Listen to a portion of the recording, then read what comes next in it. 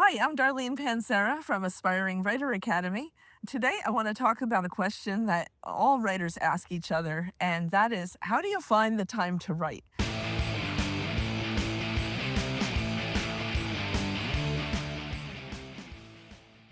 How do you find the time to write? This is a challenge. Everybody has busy schedules, and there's so many unexpected things that can pop up in your day to derail you. And you can have the best intentions, like, I'm going to get a 2 hour writing session in today. And then one phone call or one unexpected event can just change everything. First of all, you want to look at your calendar and you want to plan out your week as best that you can. First, look at the calendar, look at all of your appointments, and just write blocks of space where you think writing might fit, even if it's just for 15 minutes or a half hour. Carry around a little notebook with you wherever you go. That way, anywhere you are, if you happen to stumble upon an idea or just have a random thought about your story, you can write it down quick, and at least you're that much farther ahead.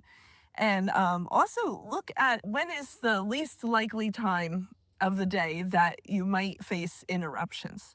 If you know that the hours between 2 and 5 are going to be crazy busy, then try to schedule your writing maybe early morning or late at night when the kids are in bed. Today, okay, my husband had a doctor's appointment in the city, which was about 2 hours away, and I went with him. And it took much longer than we thought. He needed x-rays. And so this whole day, I kind of wrote off that this is not a good day to write. But if I did want to, I would schedule it, for later in the day and try and get some in. And so have that blocked off on your calendar for the morning, and then give yourself buffer time. Don't wedge yourself in too tight, and then plan, when do I think I might be able to write? And instead of locking yourself into a specific day, I've learned along the way that it's better to plan out for a week. Like, I want to get such and such amount of scenes written or pages written by the end of the week. If you give yourself a daily quota, then you might set yourself up for failure right away and then feel like you're playing catch up the whole rest of the week. And that's not a very good feeling. So if you just give yourself a weekly goal, then you can figure, okay, I messed up this one day, but I'm going to make up for it the next, or I'm going to put in double time towards the end of the week, and I'm going to hit this goal. But I have it a little bit more flexible, and that really helps. Time block your appointments, your schedule. You can color code it on the calendar. Today, even after I got home, I got an email, and it's like, oh, you have this package at the post office and it's been there for a few days. And if you don't pick it up today, they're going to send it back. So it's like I had to run out to the post office to get this thing.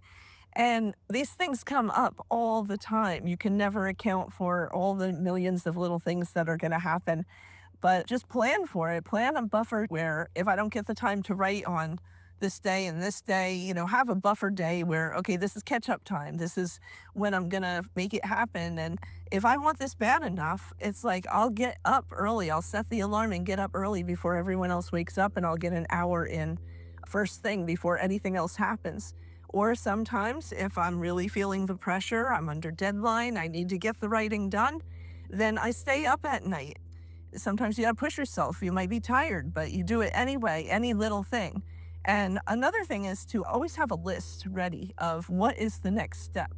That way you're not wasting time figuring out or refreshing yourself of where am I in my story, what it needs to happen next. Have a list of, okay, next time I sit down, I'm going to do character charts, or I'm going to write this scene, or I'm going to sketch the elements of this scene and sequel, the components. How is it going to start? How is it going to end? What's the hook at the end of the scene? Have maybe a storyboard, list all of the items that the characters will interact with, props in this scene. What's the setting? What kind of things can help hinder or help the character in this scene? And if you have lists like that, that can really help you get ahead so that when you go down to write, you could get into it very quickly. That way you can do sprints, short segments of writing. And you'd be surprised how many times people will do writer sprints and, a few minutes here, a few minutes there, and it adds up. And by the end of the week, you'll be amazed at how many words, how many pages, how many scenes you actually got written. Time management is very challenging and it's hard. It's hard for all writers, and we just do the best we can, and everybody's different. And so you have to find techniques that work for you and work for your schedule and your lifestyle, and just keep going, never give up, and just little by little keep going forward. And if you like this content, hit like and subscribe. That way you won't miss future videos.